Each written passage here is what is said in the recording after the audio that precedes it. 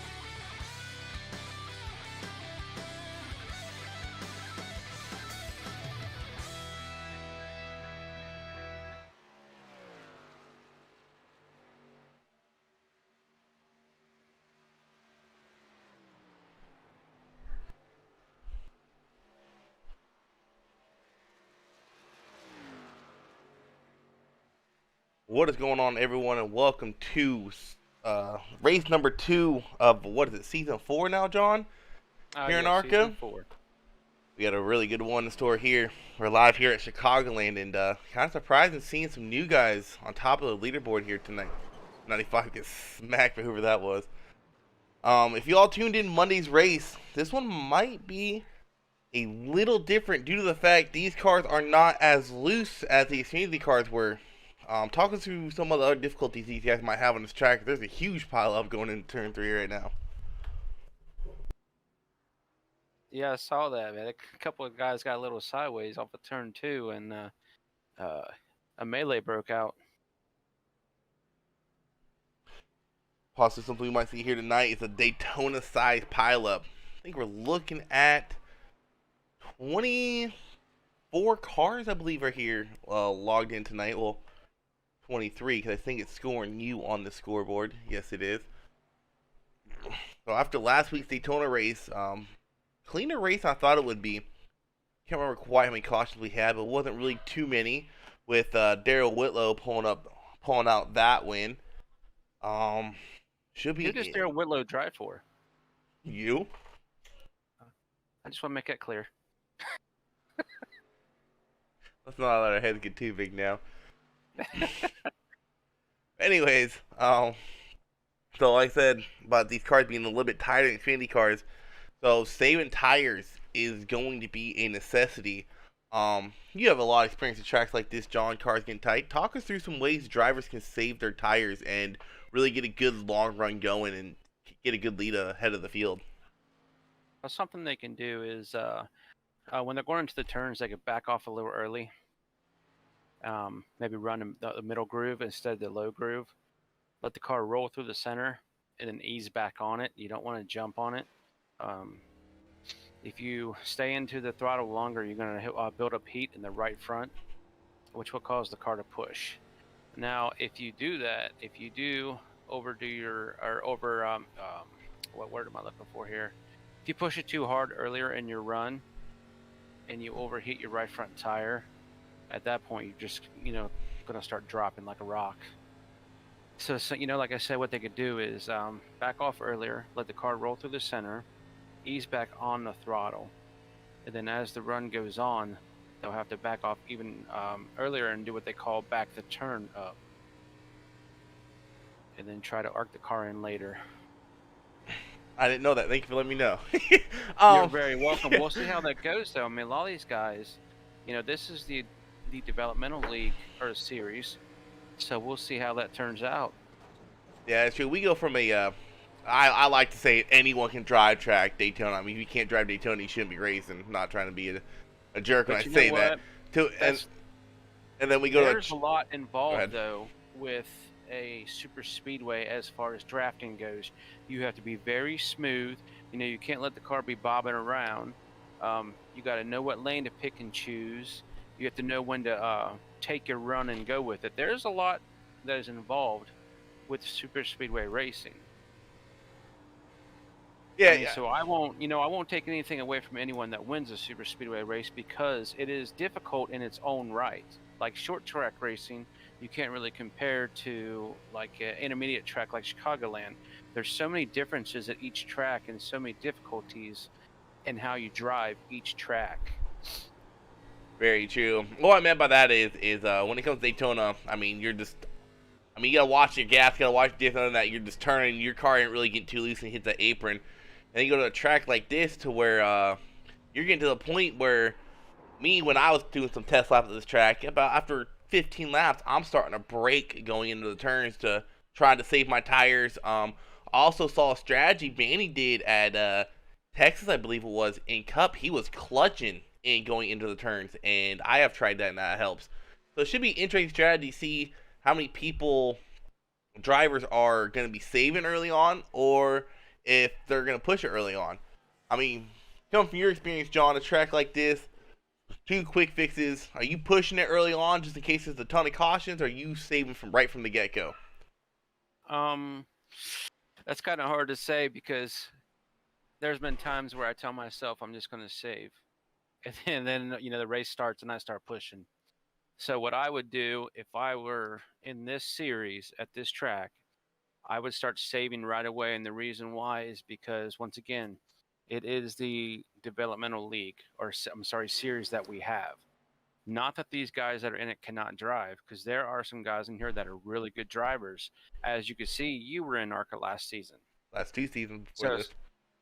So it's not that these guys can't drive; they can. But you have younger guys and you have older guys that are running in this.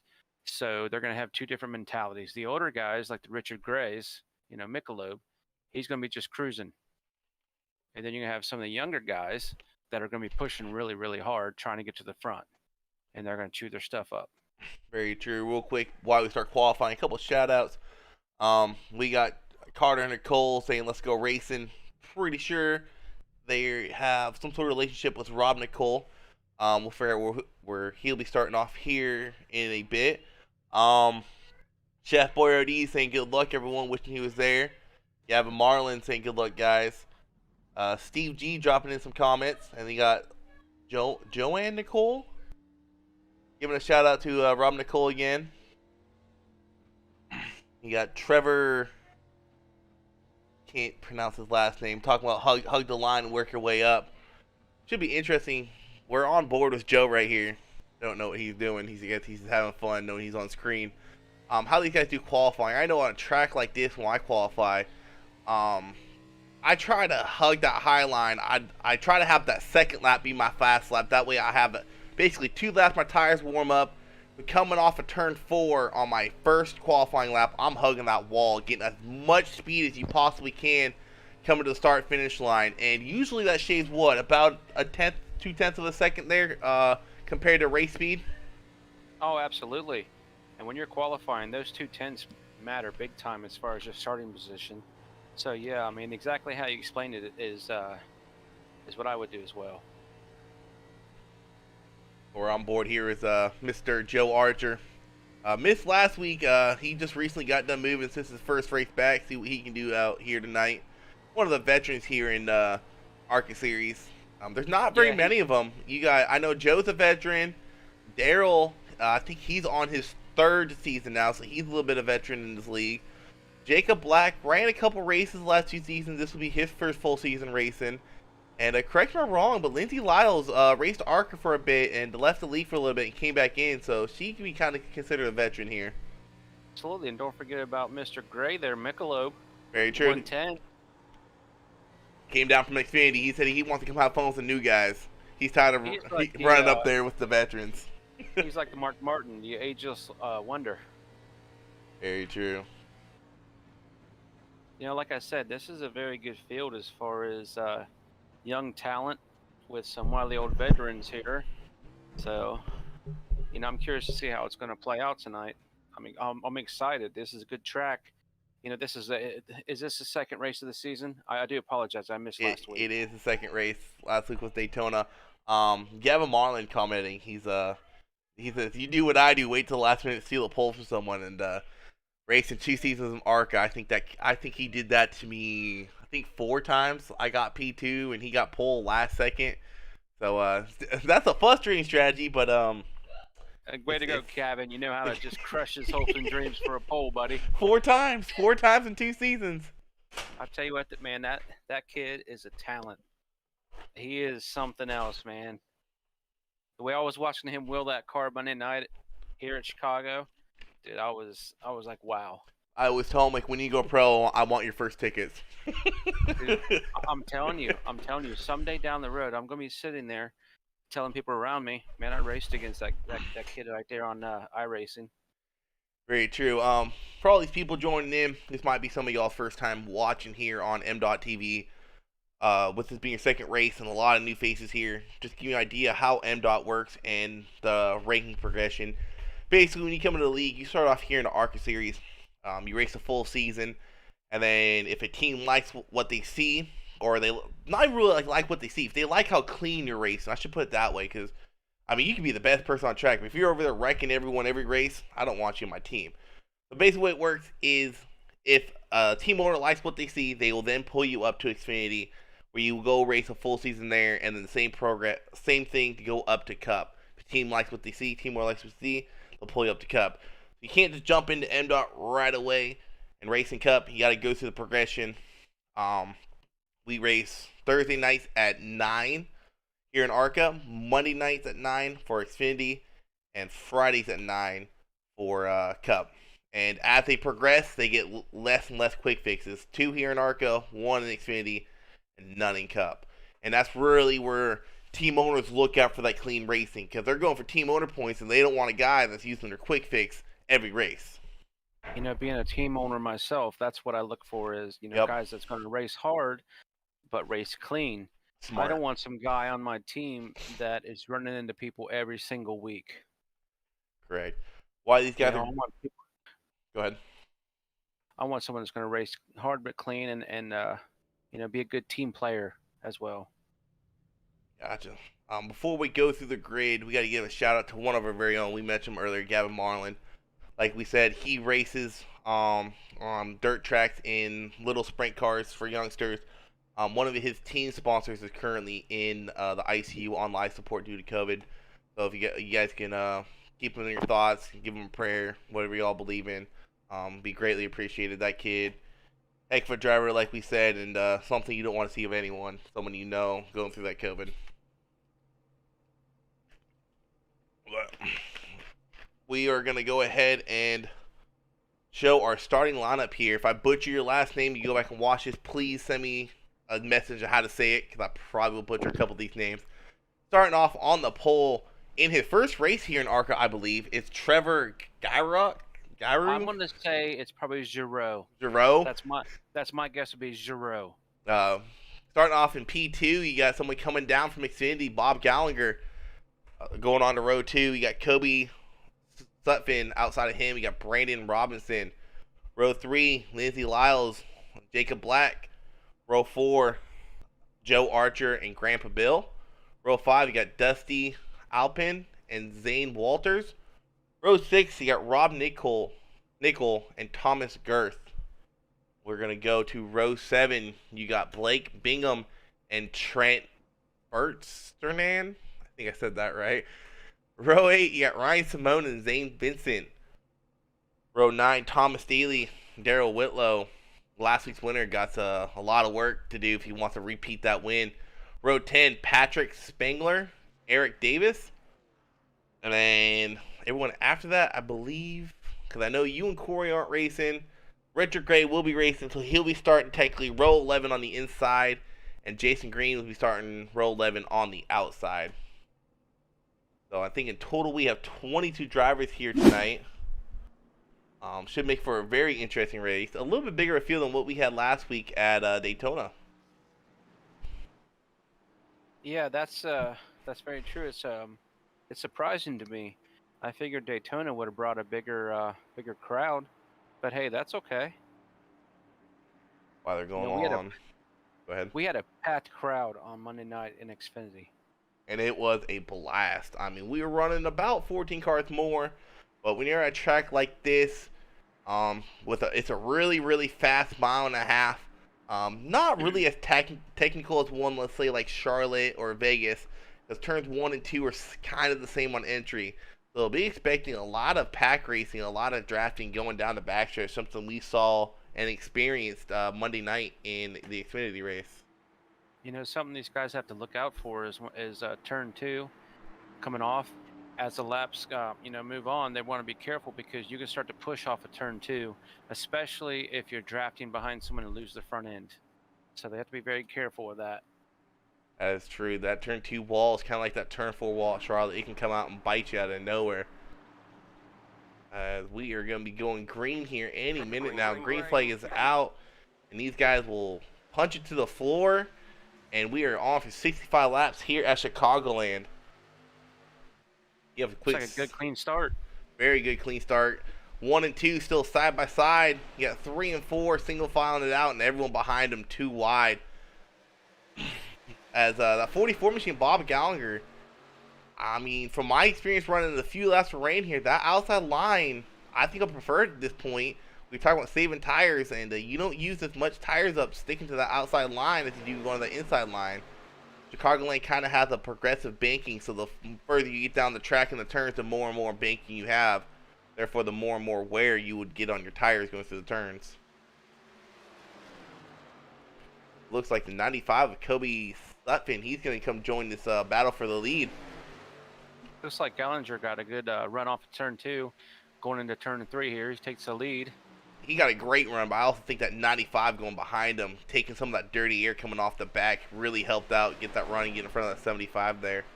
Oh, absolutely. You know, it's nice to see on the first few laps, these guys are running nice and clean. They're giving each other room, letting them basically fill the track out and see how it's going to go. That's correct. If I'm not 97 machine, I'm sorry, Brandon Robinson, I'm staying right where I'm at. Kind of letting these guys wear their tires out. But if you're going to follow someone on this track like this, you got to make sure you're doing what he's not doing. You do not want to stay behind someone like that. Caution. We got an accident in turn 3 here. Caution is out. Let's see who might have been involved. Looks like the 91 went to pit road. He might have been involved in that. Can't go back and see what happened here.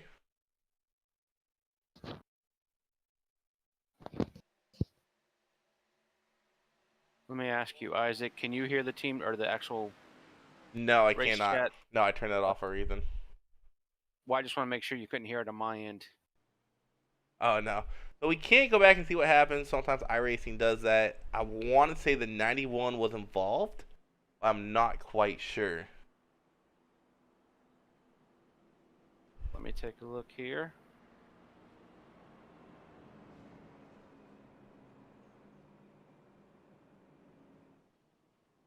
Looks like Joe Archer was actually involved.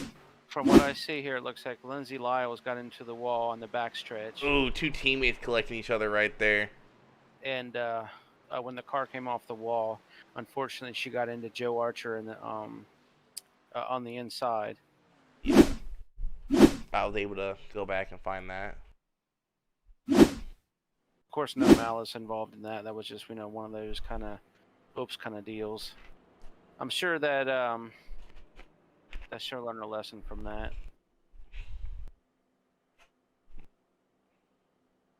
Unfortunately, it was 290 racing. It always makes it interesting team chat when you collect another teammate. I've been there, and I mean, depending on the situation, it can create some fighting words, or it can create, hey, this is what you did wrong. Don't do this instead. So I mean, depending on how your teammates are, it can be either a learning experience or you're gonna spend all race mad at each other. Well, see, at the Chicagoland race, for me, on lap 1, because that wall is curved, it's not straight. I actually got into the outside wall, and I came down onto, I want to say it was Buckley, and him and I both spun out. So I don't have any room to pass judgment upon Lindsay on that. It was one of those things where it's like, look, Chicagoland is a very unique track. Instead of having a nice straight backstretch, like I said, it has a curve to it. Well, you have to get used to that. It's a learning experience. Lindsay learned. I'm sure she'll be fine from now on. Yeah. That's something I did forget to mention. That's what makes Chicagoland so unique from any other mile and a half you go at. That backstretch, it's not straight. It has a curve to that wall, and if you're not careful, I know I had a couple close calls Monday, getting loose going down that backstretch, trying to get your car turned, and it's very interesting. And so far, other than that, we have seen these guys give each other plenty enough room going down that backstretch, because that wall can come out and bite you going into turn 3. We'll be going green here. I think we'll have one to go this time by, with Bob Gallagher starting off on the inside row. And I tell you what, John, I can't wait till us as drivers here in MDOT are able to choose a line, because I don't know about you, but I want the outside line on a restart. I love the outside line on a restart. That is, I don't care what track it is. Martinsville? Well, unless it's Martinsville. I want the inside. But other than that, anywhere else, I want the outside. Yeah, so for some of you guys that don't understand why we would choose the outside, especially on a 1.5 mile track like this, you get so much more speed and so much more of a run coming off turn 2 in that first initial restart lap. You can get a huge gap over the guy on your inside if they don't take that turn right. And that's something we saw with Bob Gallagher in 75, how Bob was able to stick with them. Because here in MDOT, all restarts are on green. There is no jumping the green flag allowed here in MDOT. And me personally, I love that rule. I can't count how many times I'm in official races and someone, as soon as the pace car pulls off, they're gone. And they have a 2-second lead ahead of you. Well, we will restack them up here. Not too many big movers I'm seeing at this point. We'll go ahead and... It does look like the one of Lindsay Lyles got a end of line penalty for that accident. I think she went to pit. As far as I am aware, they don't do. Oh wait, yeah, they do. Oh, this is ARCA. Wow. That is correct. She did get well. As far as bigger movers go, keep your eye on the 71 Eric Davis. He's in P12, already up 8 positions. So the more and more he moves up, the more and more positions he gains. As Richard Gray's in P15, he's up 8 as well. 2 guys to keep your eye on for the biggest move award as we get ready to go green here. Green flag. I'm curious to see what's going to happen with Joe Archer. He had to pit. Now he has fresher tires, not by a lot of laps, but I mean we'll see how big the fall off is from 7 laps. About 5 laps of green flag racing. We went green there, and Gallagher got a great jump, but Kobe got an amazing draft off that start. That's a pretty good veteran move right there, if you ask me. To get that much of a draft on a restart, that's a really good move there by Kobe. He's going to look to the inside going into turn 1. So you see they all kind of single filed out all the way up to about P7. That's the 8. He dive bombs to that apron. Something we could not do in Xfinity because we would lose our cars. So keep your eye out for that, Paul. Someone making a move diving to the apron here tonight as they go too wide through the turn for the lead in 95 and the 44. As the 75 looks like he got a little loose off that turn, he's going to lose some momentum to the 8 car. He's going to lose third place to the 8 of Dusty Alpin. Got to give him a shout out. He posted some pictures earlier. He got some nice setups in front of him right now. Triple monitors, all the good stuff. Well, that'd be nice to have, wouldn't it? Heck yeah. Looks like Lindsay and Joe Archer are both up about 4 spots at the moment. Eric Davis is staying in 12th. Well, they single filed out up front. Looks like the 75 are pole sitters having a battle out with the 97 right now. He was a fast in the practice, but you gotta wonder how much of his tires he's eaten up already. And with these ARCA cars, it only takes about 10 laps here for you to start getting really tight on corner exit. I think that's what we're seeing out of 75. He might have used up his stuff a little too early here. So, something to keep in the back of his head as the race goes on. Looks like the race for 10th place is heating up quite a bit. We got 5 cars under a blanket. You say that the race for the lead is really heating up. They are almost 3 wide coming off that turn. Oh, Bob Gallagher's in the wall. I believe he got into the wall going into that turn.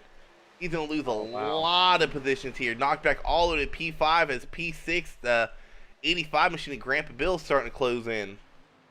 Costly mistake there early on for Bob Gallagher. That's going to put the 95 of Kobe Sutton in the lead. Another new guy to this series this season. That's 70. I believe in a couple of laps, that 8 car is gonna take over the top spot. I'm very partial to cars that are number 8, as you can tell. Other than that, it looks like everyone was single filed it out. Everyone's single filed out. Let's go see if we can't find our biggest mover. It looks like that is going to be the 71 of Eric Davis, up 10 positions right now. Currently sitting in P10. I don't know if he qualified. If not, he's probably looking for that bonus point.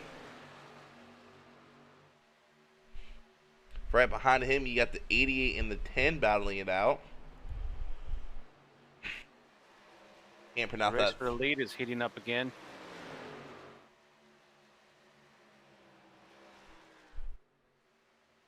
Dusty, how do you pronounce his name? Applin? Applin in the Taco Bell, number 8. That's a nice looking paint job. I'm going to tell you what, all these team owners are really watching this race closely, seeing what these guys can do on a 1.5-mile tracks, how cleanly they can race, and how they're able to pass someone. These two, they have built about a second lead over the third place of Brandon Robinson. My apologies. I'm starting to single file it out. Yeah, we were talking earlier about as the race goes on, you know, these guys are going to have to find different lines for speed. And I think that's where we are right now.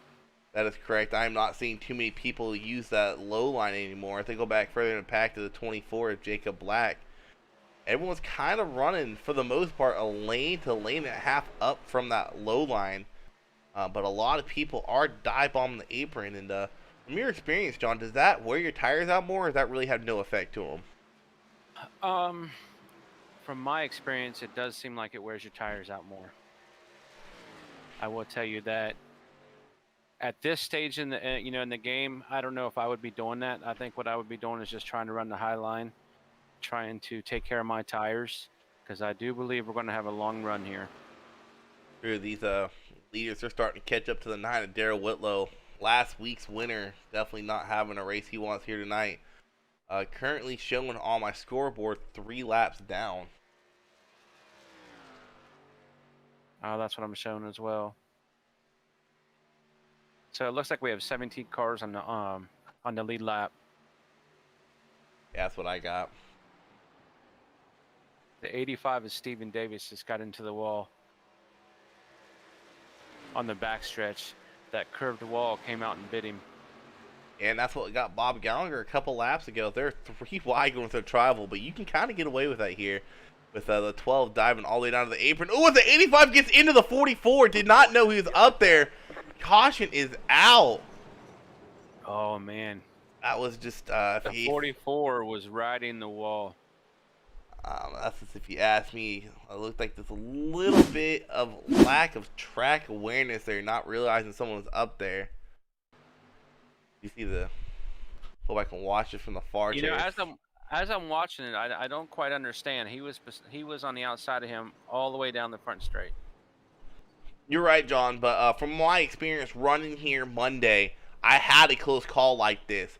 It's kind of like if you ever ran dirt, if you don't have a live spotter, if you're running the high middle like Bob or 85 was, they don't call out there's a car on the high side till it's really too late coming out of that tri-oval. Just I guess the distance between them. You know, my teammate Pete Van Sprundle had an issue with that on Monday night. He got into, I think it was Stevie Wood. He felt bad about it. He actually, under caution, asked me if I would go down the inside so he could check his mirrors. So I think that's probably an iRacing kind of thing, to where the spider doesn't call it out soon enough. The pace car is doing cartwheels as we go live to them. Now, I predict everyone is going to be coming down pit road this time. We're going to have one busy pit road. Keep your eye out on someone possibly getting a penalty here. Everyone starts coming down pit road, and you see some guys staying out. I think a lot of these guys are just trying to get their lap back. They say that looks like a lead lap car stayed out. Someone behind the 91 stayed out on track. Looks like that's the 42 machine of Stanley. I know I wouldn't, but do you think Thomas we're going to have Stanley anyone taking 2 tires? You know, to be honest, at this point in the season, I don't see why not. Especially some of these guys have never really ran ARC before. Maybe see how a car handles on a mile and a half like this with just 2 tires after really about a 14 green flag lap run. So, I mean, it wouldn't be a bad idea. You know, if you're in the back, you don't really have anything to lose, right? That is true. I know I did an ARCA race, and it was not fun. It was not fun at all. I've done the 2 tire stop before, and it's actually worked out good for me. But it was at a like 4 to go. So the 42 of Thomas Stanley will be scored your leader. We'll see if he comes to pit road this time. See if he's won the point for leading the lap. No, he will stay out, and that could cause him issues, or it could not. And I tell you what, the couple guys that do not want to see this, that's that 31 machine of Zane Walters and the 9 of Darrell Whitlow. They are hoping that 42 went to pit road because they unfortunately do not get the wave around. And I'm kind of shocked that 31 and 9 didn't come to pit road that time and get 4 fresh tires, since they knew they weren't going to get the wave around there. Yeah, that kind of throws me off there. I'm not sure why they wouldn't get 4 fresh feel goods. Gonna have to go down there and yell at their crew chief, like, what are you doing? As Joe Archer, he's back up to P4. I wonder if he did the 2 tire strategy. That was my question. I'm not sure if he did or not. Let's go back and look real quick, see if we can't see if he took 2 tires here.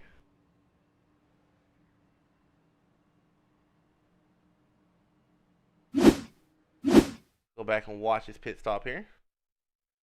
Yes, I believe Joe Archer only took 2 tires. This would be a good chance for us to see how it works out. Yeah, I only see the right side going up. I mean, if you ask me, from my experience, 2 tires usually loosens the car up. So a track like this, it might help out. Should be very interesting to see what happens here with Joe. I know Xfinity cars, we didn't really use the left side up too much. I think after we had that long green flag run, I think my lefts were still like 94% or something like that. So it's not really a track that wears out that left side too much, but if you're not careful, it will eat that right front up like crazy. I know my right rear was actually pretty bad, but I was running the wall, so I did chew the right rear up pretty good that night. As they start, I tell you what, I thoroughly enjoyed racing with that many people on track. as they start It was- lining it back up too wide. And yeah, it definitely is fun. And from what I can remember, 22 drivers, second race of the season, ARCA. It's one of the bigger fields I've seen. I don't really remember our ARCA second race in being that deep. Usually the people that decided this thing the lead from the left already. So definitely a very interesting race here. And Well, you know, MDOT is a very healthy series. I'll be honest with you, because we have ARCA, Xfinity, and Cup. I mean, the competition level in each series is amazing. If you're out there and you want to, you know, get into a series or some called a league and have a good time, compete, MDOT's definitely for you. And our admins do a fantastic job running every level. correct. As we get to go green again. Green flag. We'll Green see flag. how long that 42 can hang on to the lead. It looks like he might have spun the tires a little bit. A lot of contact going on back there. A big wreck. We got a Daytona size right here, John. Looks like that 42 and whoever started on the inside, they both spun their tires to restart that race. I know the Wow, I'll be 42 honest did with for you. sure. I did not see that coming. I think the 95 checked up. It's hard to tell, but he got ran into by the back of Joe. We go to Looks the like Joe Archer got into him. He spun the tires. I could see that. He spun the tires. Joe Archer got into him, and that just started. We go to the blimp view. I think it'd be easier to say who wasn't involved if that was a Daytona-sized pileup on a restart. We're going to pause this when they go green. Looks like everyone in the first 3 rows is really involved in that. Actually, as I say that, I think Jacob Black got through that with no damage somehow. You see a huge... Nope. He hit the 97, and then the 88 got into him. And then Darrell Whitlow involved, trying to go through the grass. So it's possible by the end of this race, we're going to have basically whoever has the cleanest car and takes care of their equipment is going to be sitting pretty. I tell you what, I'm watching Richard Gray, and he had the weirdest netcode on in his right front there. That was so weird what happened. Basically, everyone who was not in like the first 6 rows got through that cleanly, but everyone behind them, unfortunately, involved in that wreck. That's going to put the number 8 of Dusty Alpin in the lead. I want to say he has some damage, possibly. As I say that, no, his car looks fairly clean. You know, watching the in-car of Joe Archer, it looks like the outside car, who was that? The 95 of Kobe Sutton. It almost looks like he missed a gear now that I'm watching it. Because they took off. We'll And go then back when and they shifted, we go and watch Joe Archer's point of view of this wreck. because I'm watching Joe, and he takes That's off. definitely what it looks like there. Possibly missed gear. Joe got some pretty substantial damage as well as other guys did, so We slow it down. I'm trying to find anyone that could have possibly barely made it through. Probably get a really cool in-car view of this. You see a lot of people collecting this wreck once again. I think the 44 of Bob Gallagher made it through cleanly. Keep an eye on him as he tries to get through this wreck. Yeah, let's go in-car with number 44 of Bob Gallagher here. This wreck happens in front of him.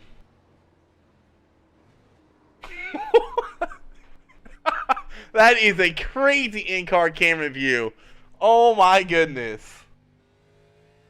That was insane, Bob. We go back live to Bob. He's actually on pit road getting some fresh tires put on. He locked him up a little bit there, avoiding that wreck. Man, if you get a chance, John, check out that in-car view. That was crazy. I did. That was pretty cool. That's one of the please don't hit me, please don't hit me, please don't hit me moments. And he wasn't really on it either. He was just kind of cruising through it, like he wasn't really on the throttle. That was an insane in-camera view. You know, speaking from Monday night, there at the last, was it last restart or the restart before, I got a little impatient. And I think that's a lot of what happened here, is just the impatience got the best of some of these guys. I mean, you got race comms, man. What are these drivers saying over the race comms? I know they want comms to keep clear, but anyone apologize and are saying my bad, or how's that working? I believe the 95 said he apologized. I believe that's what I heard. But I know that they're very strict about keeping the comms clear, and I totally agree with that. You don't want tempers to flare. It's always best to talk about it after the race.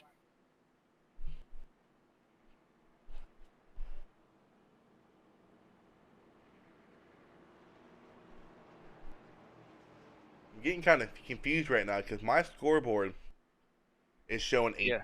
ton of driver lap time. I'm only showing 9 on the, or 8 on the lead lap.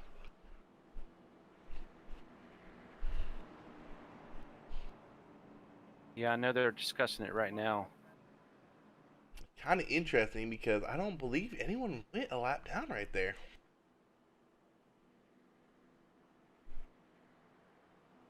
This will shake up this race for sure. Absolutely. I think Hang on, we're not going green. as Not the going green does green. get delayed here as they're trying to sort this out. We got one more lap. I'm locked onto the 24 car and he's showing a lap down. Let's go back and see if he actually went a lap down or if it's just iRacing being iRacing. I believe I just heard him say in the team or the driver chat that was an issue that he was having. He's not quite sure why he's a lap down. And I know a couple other drivers are asking the same question, but I'm sure this will get straightened out. We go on board with the 24 machine. Yeah, no, the 24 never went a lap down. This is really weird. He caught up to the pace car. He passed the pace car. Oh, you know what it is? A lot of these drivers went to pit lane. I think once they went to pit lane, the pace car passed them. Okay. So I don't. It's gonna be weird how the admin. Interesting how the admin sort this out, as it's definitely an iRacing error going on here.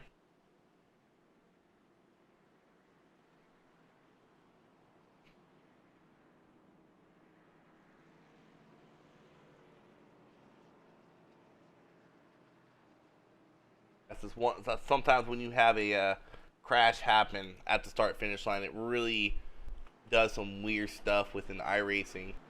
I know we had that issue in Cup our first season at Kentucky. Pace car's gonna pull off. We're gonna go green here with Green only flag. 8 cars on the lead lap. With Dusty Alpin being your leader and Bob Gallagher starting the outside lane, able to make it to that right cleanly. They are 2 wide behind them. You got the 844 and the 85 kind of breaking it off, and then you got everyone 2 wide, 3 wide going to that turn. 75 was on the inside. This is where impatience gets to you. You can't be as the 91's in the wall, someone's in the wall behind him. The 12 gets into the 36 there. They both go up into the wall. Richard Gray involved, the 71 involved, the 31 involved. That all started with was involved as well. That all started with looked like 2 cars got into that wall. What we were talking about earlier, that little arch that the backstretch has, and 91 and 12 gets into the wall. Going into turn 3, it looks like the 12 just turned off at the wrong moment. Collected the 36, 71. They're both involved in that. So you see the 9 of Daryl Whitlow. We'll have to go on board with him. It's wow, how did he make it through that? Holy cow. That backstretch, I tell you what, it really throws you for a loop. Let's go cockpit view with Mr. Daryl here as he has his red cap right in front of him. Ooh, looks like he might have got some contact there. Go ahead and check his left rear out. Looks like a slight bit of damage. No damage on him actually. This is what we saw Monday in Xfinity. Cautions bring cautions. And I wonder if... So we have an answer to the cars that are lapped down. Okay. From 9th back. They didn't check to see where the pace car was. So when they pitted, it appears that they got lapped by the pace car. So they didn't catch the pace car and then pit. They had just pitted. And I can tell you, I did that earlier in the season as well. It was a learning experience. That's definitely something these guys will keep in the back of their head. The reason some of these guys that got stuck a lap down, I'm kind of shocked they made that mistake. Because everyone in this league, we're not brand new to iRacing, and one of the things I always check is where pace car is, whether I'm giving a lucky dog or whatnot. If I get involved in a wreck, do I have time to pit or not? So right, definitely a big mistake by a lot of people. I think what it was is just monkey see, monkey do. They went to pit road and everyone followed, not realizing where the pace car was at. correct. And it looks like Jacob Black got the got his lap back. He was a lucky dog. 06, number 6 of Rob Nicole is not out the rest of the race. He's actually 2 laps down. I think he's one of the people involved in that caution that got stuck a lap down. I'm showing our top 5 is Dusty Applin, Bob Gallagher, Stephen Davis, Kobe Stuffin, and Lindsay Lyles. Lindsay's worked her way back up to the top 5. And in 6th place, we have Cody Spangler. Jacob Black now is shown in 7th. Zane Walters is in 8th. Thomas Girth is in 9th. And Trevor Giroux, I hope I'm saying that right. It took me forever to figure out Eric Furiello's last name. Oh, don't get me started on Isaac Degner's last name. Oh, dude, I called him Dejaneir for I don't know how long. Here I thought I was like, super intelligent kind of guy. Like, it's Dejaneir. And I'm like, no, I was way off. Well, we should get the one to go this time. Before we go green, the biggest mover right now is the number 10 of Patrick Spangler, up 13 positions. And while we are doing this, let's go ahead and look at everyone's best lap time. See if we can't see who's put in the best lap time so far. We go down the board. Looks like Mr. Dusty has a 31.35. Looks like that's the fastest lap time of the race. That stands. That will definitely be a point for him.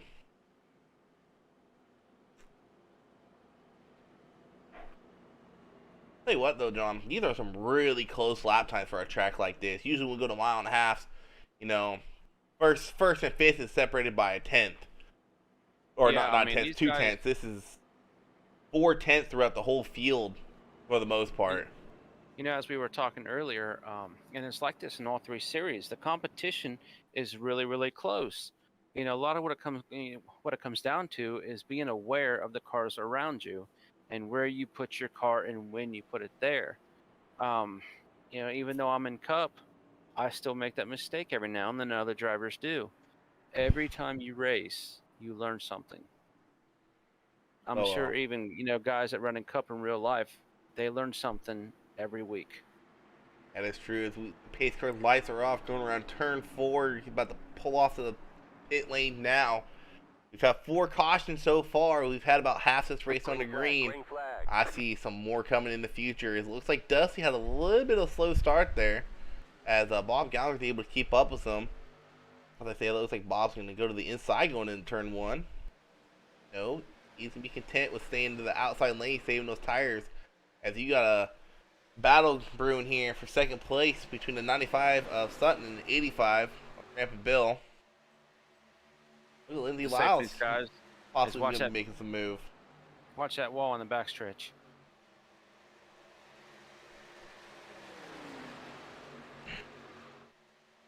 Let's see if these guys can put a long run together here and see who can manage their older tires. We got 3 wide back here between some lap cars going into turn 1, the 75, 31, and 97. We're pushing it 3 wide, and it looks like the 97 made a judgment call there and let those 2 have it, because I wouldn't want to go 3 wide this early. Oh, no. I do still hear a lot of people scraping up against that wall going into turn 3. It might be a net code, but there's definitely... Oh, the 97 gets loose. Wow. That was a crazy save there by the 97. Yeah, I do believe he got into the wall off of 4. Yeah, back on board with the 8. Go on board with the 44, Bob Gallagher, actually. See what he's seeing and how this track is handling for him. Looks like the 8 is comfortably out front. I'm kind of shocked Bob isn't trying to go to the high line here, because one of the things you don't want to do right here is get stuck in that dirty air behind another car in these 1.5-mile tracks. That will eat up the tires, and on about 9 of the 10 1.5-mile tracks, correct me if I'm wrong, John, but when you're behind a car like Bob is, it'll actually tighten your car up on corner exit. Oh, absolutely. It takes the air off of it. That's what I was saying earlier.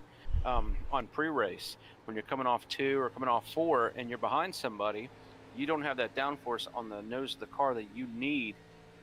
So sometimes you got to feather the throttle. I think Bob, honestly, is just putting in his laps right now. I think he's just cruising.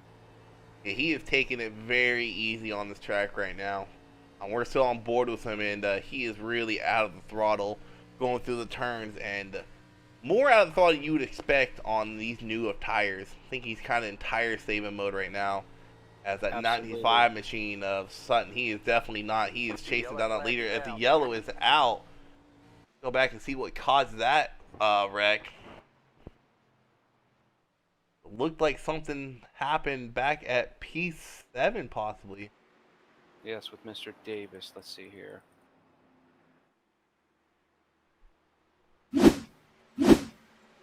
'91 gets in the wall again. Oh, he just goes down and collects a 31, and the 71 involved in that as well. 31 hit that outside wall hard.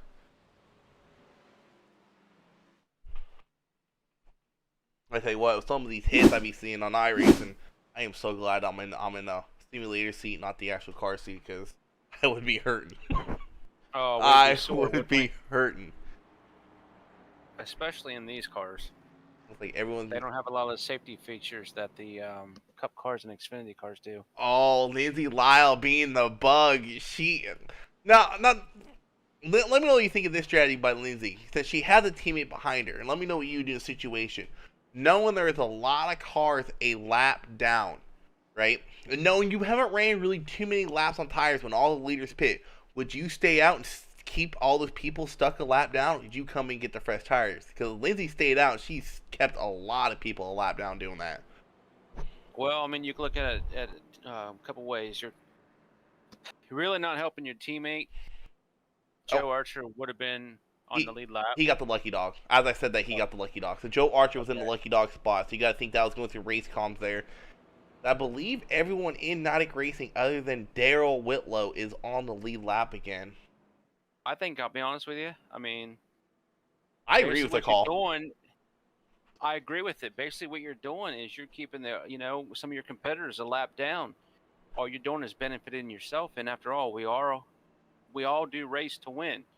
It's not like hey, I'm gonna go ahead and pit to help you get your lap back. That's not how it works. So yeah, I don't fault her at all for what she's doing. Well, not only is it race to win, is with her staying out. Like, granted, she's ran some time, but she knows she's guaranteeing herself still a top 10 to this point with only 9 cars being on the lead lap. She's like, hey, I might lose some positions, but guess what? Even if it stays green or if there's one or two more cautions, I'm still finishing P10. Correct. I think it's a great call. I'm pretty sure some of these drivers behind her aren't too happy, but hey. Last season she ran, I believe it was 2 races.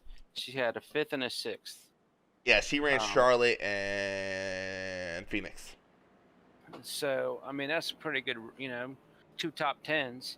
And we'll see, this will be her 3rd race. And as of right now, she looks like she might be able to secure another top 10. So, she's a talent. She's the only female we have in the field. I think she's the only female we have in MDOT, period. Correct. So, I mean, she's showing these guys that she can do it. Yeah, because Jacob Black also stayed out, but Lindsay Lyle staying out really kept, I think, about 2 or 3 other cars a lap down that would have got a wave around had she pitted. And I kind of like the call. Something I would do for sure, especially this late in the race. Now, if they had this issue like with on lap 10 where everyone got stuck a lap down, I don't think I would have done it just for the fact of how many more cautions would have happened. I mean, I think you would have kind of shot yourself in the foot long term wise. But 25 to go, it's a great call.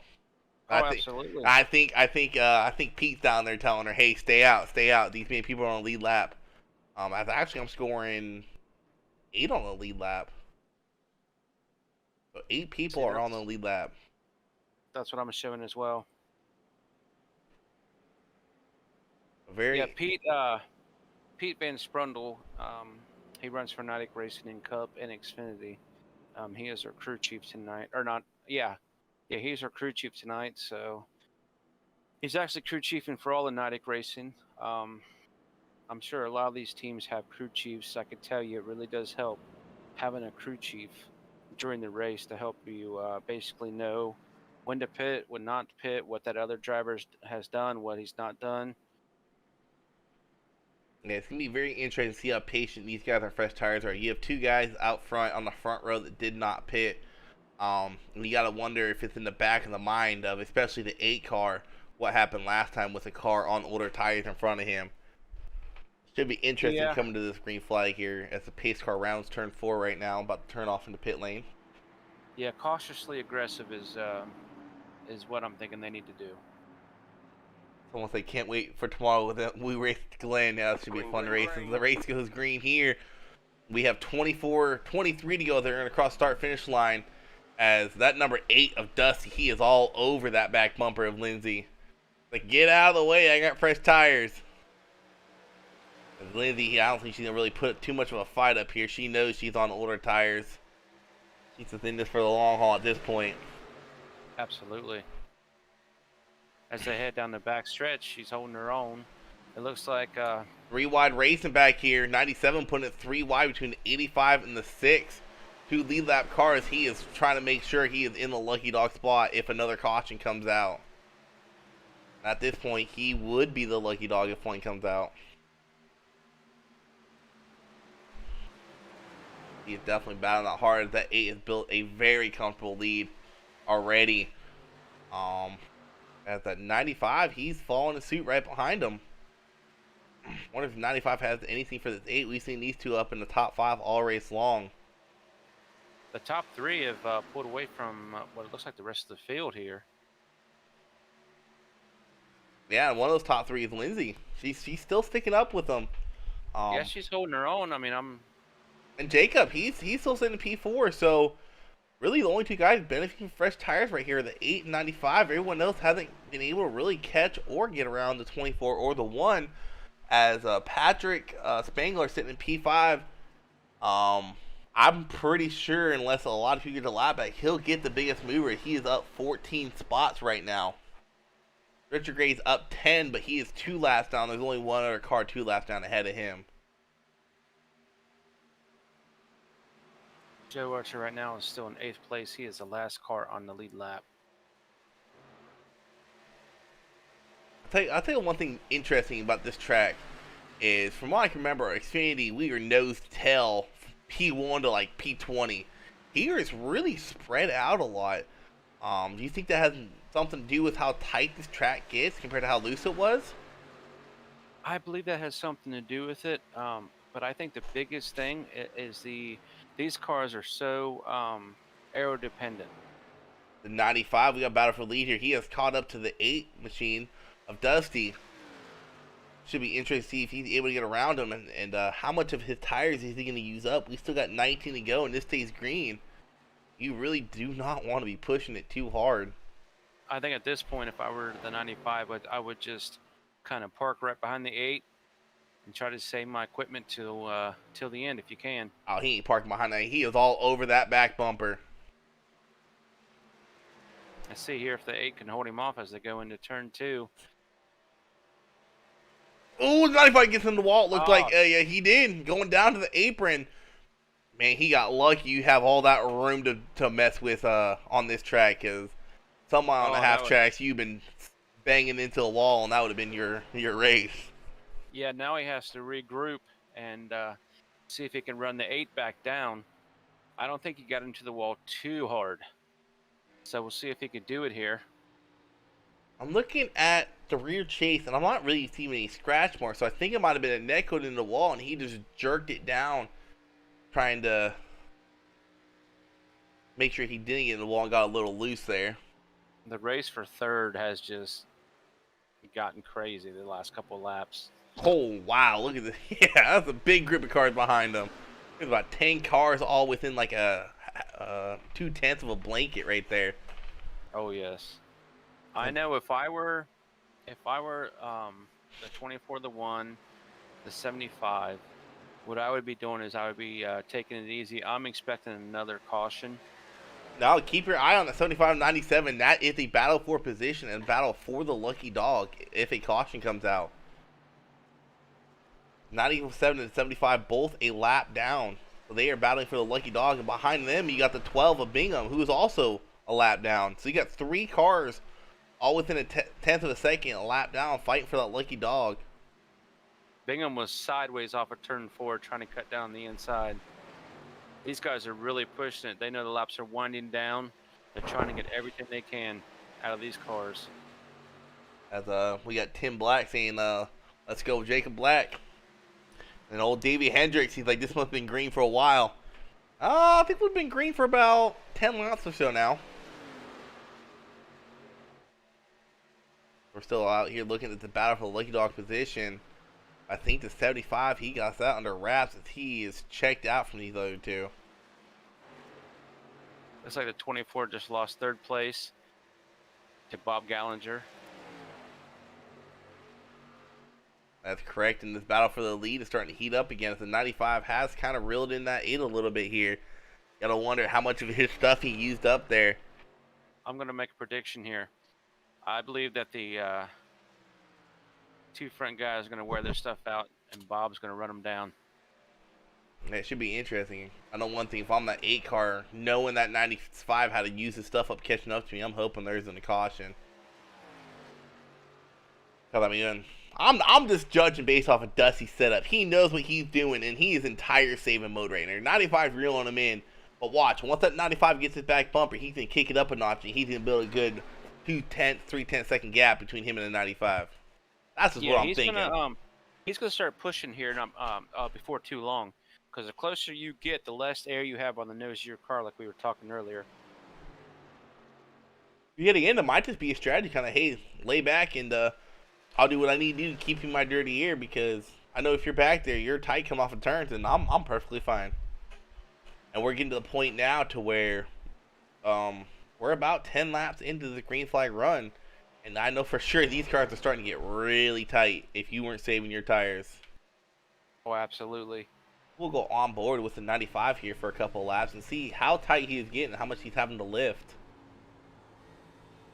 95, he's going to look to the outside here, try to get that run, and maybe look for a crossover move going into turn 3.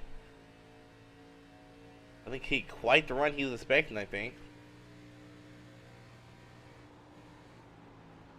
Jacob Black on older tires is still holding on to third place. I think something happened to Gallinger. Yeah, he went back around Bob. We're on board with 95. I'm almost positive he is braking going into turns, because he has a lot of speed going into turns, and then he'll slow down out of nowhere. I'm almost positive he's using that braking in entry. I'm on board with the 8, see what the 8's doing here going into entry.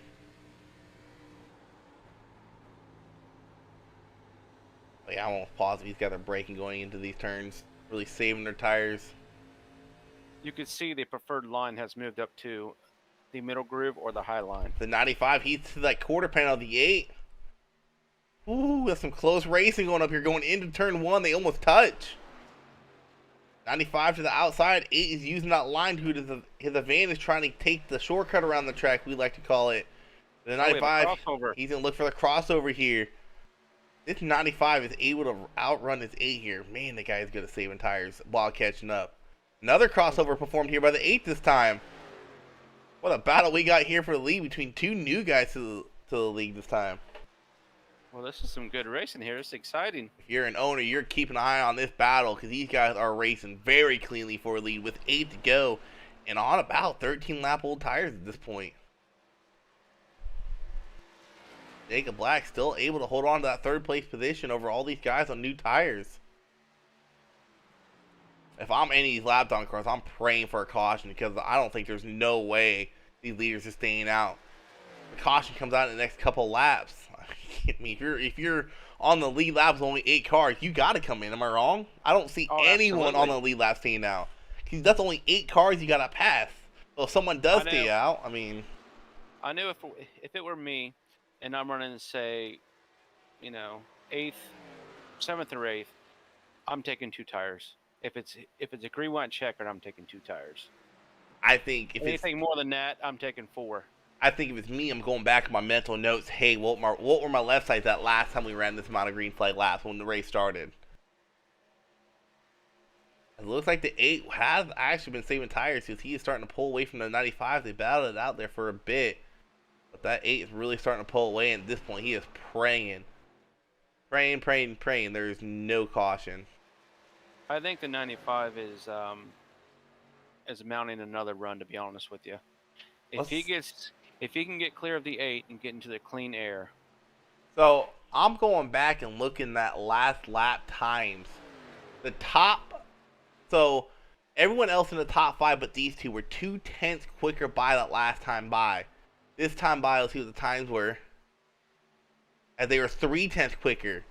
So, this might get very interesting here at the end. They are running these guys down and quick. As Jacob Black has put it to a 1.3 second distance between him and first. It was at 2.5 a couple laps ago. I am surprised that he has quite a bit older tires than these guys do. I am surprised that he was able to do that. Ooh, that was a close call there. And these guys battling out is really helping out Jacob and Bob Gallagher's case here. It looks like Jacob was the same exact lap time as the leader. The 95 ran a little bit quicker that time, but Bob Gallagher 2/10 quicker than the leaders that time by. The 95 through turn 2 almost got into the back of the 8 as the 8 comes down in front of him to take the air off the nose of his car. As something happened to the 85 of Grandpa Bill, he went off track and came back on at one point. As this time by, let's see what the lap times are. As it looks like Jacob Black 2/10 quicker than the 95 machine, but he was a little bit slower than the leader. Bob Gallagher, he's caught up to the 24 machine. Bob Gallagher is the fastest car on track right now. Wow, he went by that 24 like a rocket ship. I still believe that Bob has saved his equipment enough that he's able to mount a run here at the end. I don't know. We have 2 to go, and he is a second, 1.2 seconds behind. That's a tough task to catch up that much, that quick. These guys start battling it out. If I'm Bob, I'm hoping these guys get together. Oh, yeah. He's got it down to a 1.1 now. I think this race had 5 more laps. Bob would have had this. Oh, Bob got into the wall in turn 3. Oh, the 95 got loose. Really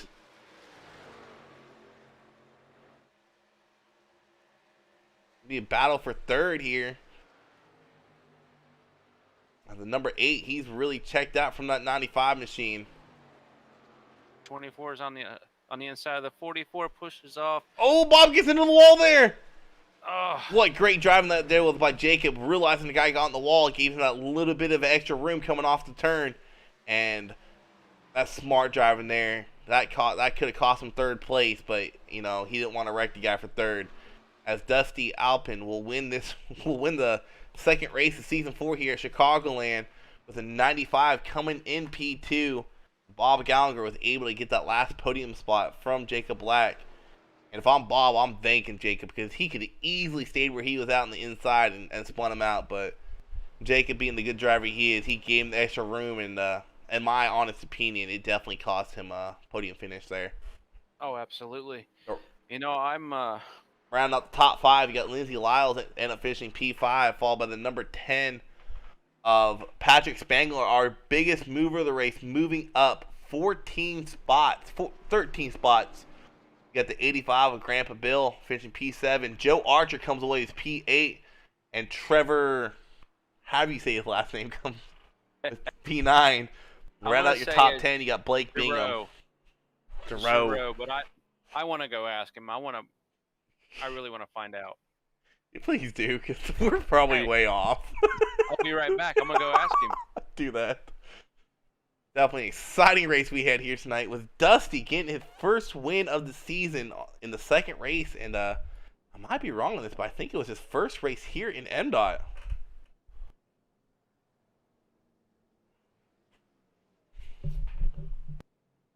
All right, so I got the answer here. What's that? Giroux. Giroux. Giroux. Giroux, huh? That's very interesting. These guys have hopped in that podium finisher chat room. My Discord pulled up. As we got Bob Gallagher. Let's pull up P3. Bob Gallagher here. What's going on, Bob? How you doing tonight? Man, I gotta say one thing. You better be messaging Jacob when you get done here. Coming off turn two that final lap, you got into the wall there.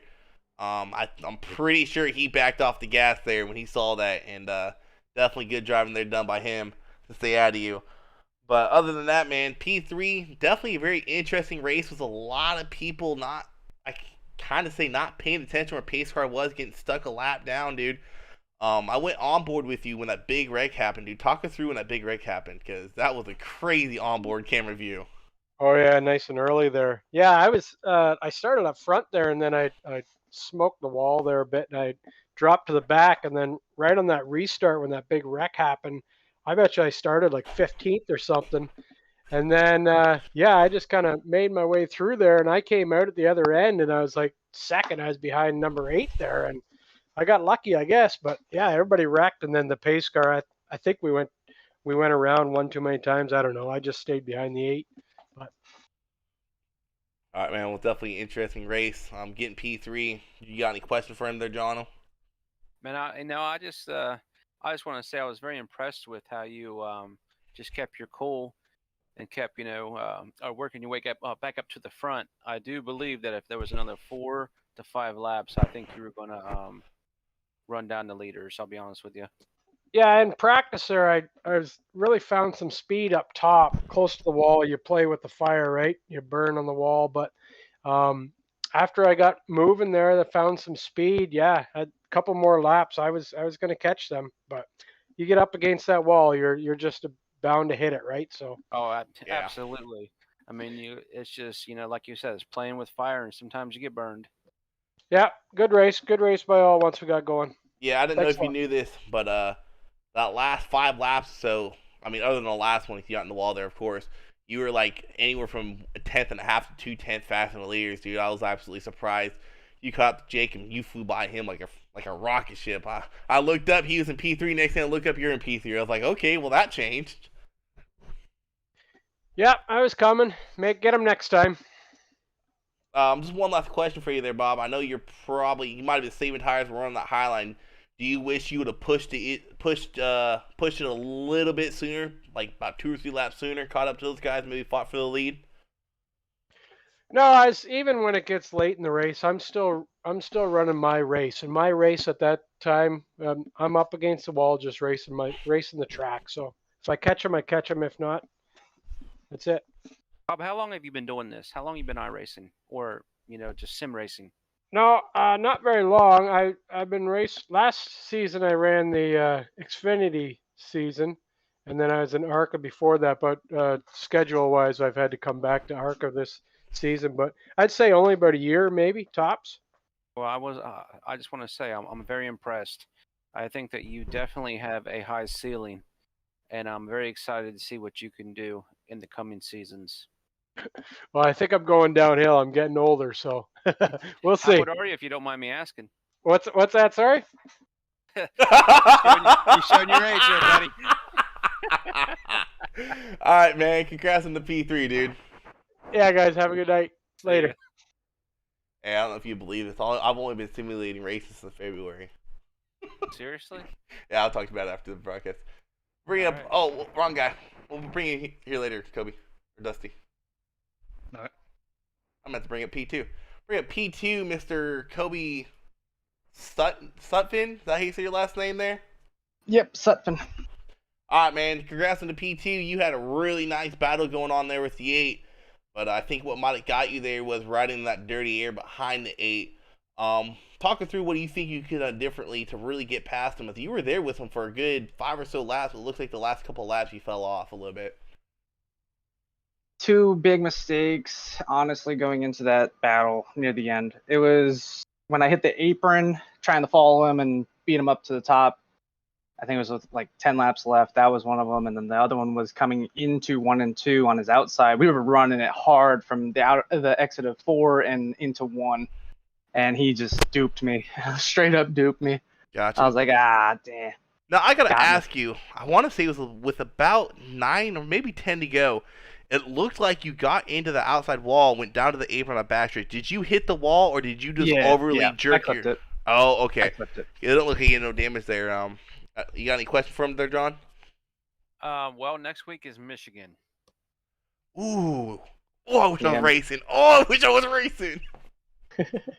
So how do you feel about Michigan? What's your thoughts on that track? Are you looking forward to it? Oh, 100% looking forward to it. I am so ready to run Michigan. You have no idea. Yeah, I'm sitting here looking at the schedule, and I'm just thinking, how I saw you race tonight, I believe that Michigan is going to be a good track for you. Oh, yeah, for sure. The only So if you worries, don't mind me asking, how long have you been iRacing? since August of last year. So it's only been a year. And how did you discover MDOT? I discovered it through Faded TV, to be honest with you. Beta TV. Really? He recommended it to me, and I was like, yeah, I'm down to run it. And I actually fixed my work schedule to be able to run these, so I got work in an hour. How do you feel about MDOT? Oh, it's been really good, really good. Little mistake at Daytona. That is what it is. It's Daytona, but got everything fixed out now, and we're ready to rock it out at No Toad Racing.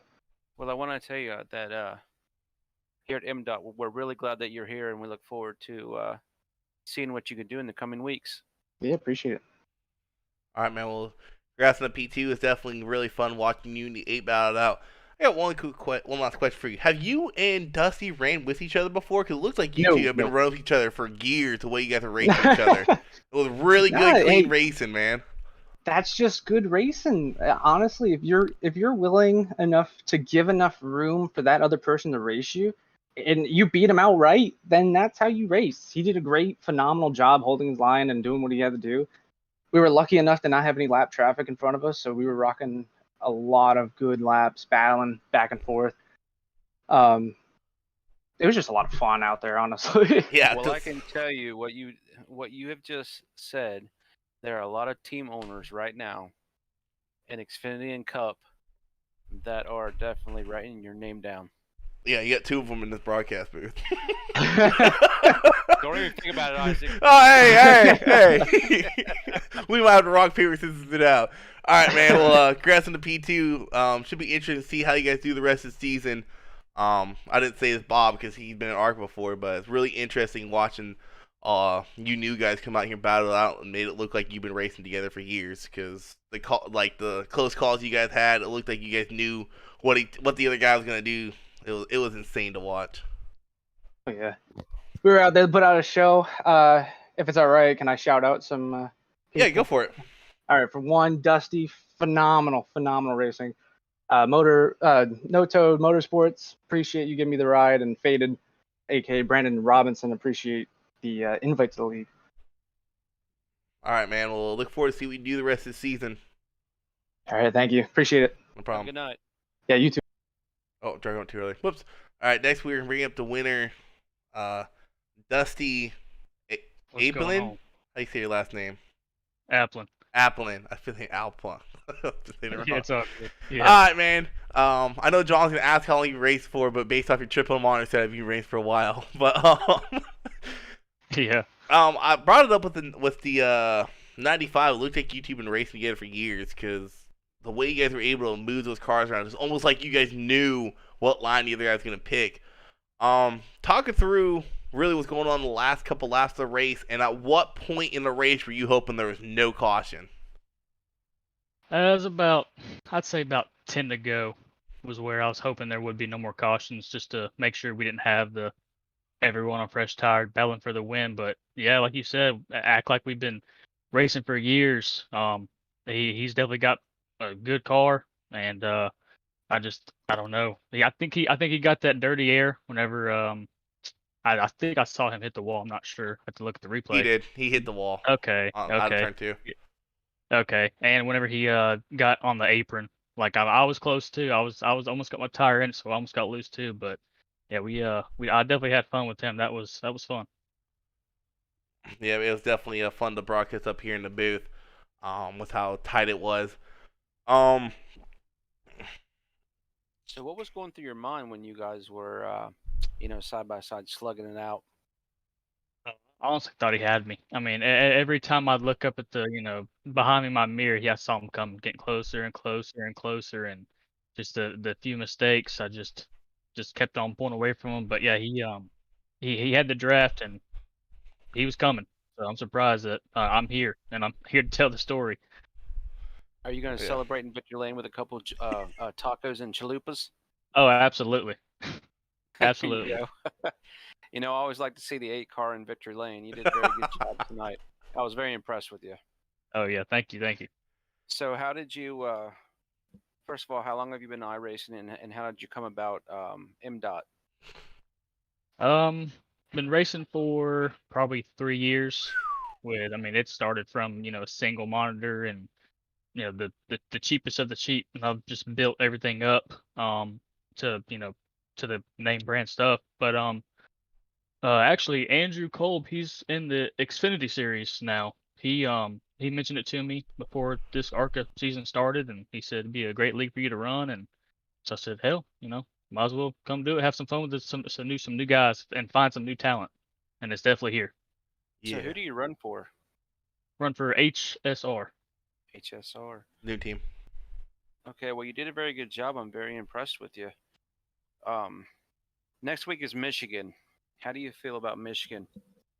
Oh, love the track. Absolutely glad we're going there. It's gonna be fun. Yeah. Hopefully we can get this 8 car back in Victory Lane again. Yeah, it should be interesting at Michigan. Since you have the most experience out of everyone I've interviewed today. First off, how many years of experience do you have driving competitively with the ARCA cars? And the second question to that is, how differently will these ARCA cars handle at Michigan compared to here? This is my second season with the ARCA cars, so I don't really have that much experience. It's just a fun car to drive, and it's a lot better handling than most Cup cars. And I'd say the draft would be a lot more better at Michigan than it was here, but and the corners would be a whole lot faster. I mean, it is the fastest track in the world. So, well, not the world, but it's going to be a lot more drafting and a lot more people getting pulled back from the dirty air and stuff like that. Gotcha, man. Well, if you get a chance, the draft is going to be very important. Oh yeah, the draft. If you get outside the bubble, you're just pretty much over with. Gotcha. Well, congrats on your win, man. Did you race Daytona, or is this your first race here in MDOT? No, I did Daytona, but there's some problems with the car, so I just couldn't catch up to the leaders. I held back in the back. Gotcha. So basically, you win your first 1.5 mile track here in MDOT. Congrats on the win, dude, and if you get a chance, tell Andrew I'm very, very sorry for Monday. All right, I will. Thanks. All right, man. Later. All right, later. All right, everyone. That will wrap it up here for your Thursday night ARCA series here in MDOT. Tune in tomorrow night. We got the AAA broadcasting crew broadcasting Watkins Glen tomorrow night. Don't know how many laps that is off the top of my head. John here, he will be racing in that race. Should be a very fun race. Watkins Glen, if you ask me, one of the easier road courses to get the hang of and race on. And then Monday night, we will be live at another road course, Road America. That's going to be a long, hopefully fun race. We will both be in that one. And anytime you see MDOT TV live on Facebook, whether it be on MDOT TV Facebook page or the Midwest States Unlimited page, tune in, chat with the broadcasters. It definitely helps us out and gives us something to do during long green flag runs. Give us a like and a share. Yeah, definitely give us a like and share. Facebook, YouTube, and if you get a chance, check out the broadcasting Twitch channels. You got mine's the Fallen God _343, and I believe it's AAA Broadcasting is the other one on Twitch. Other than that, everyone have a safe weekend, and catch you all next week from Michigan.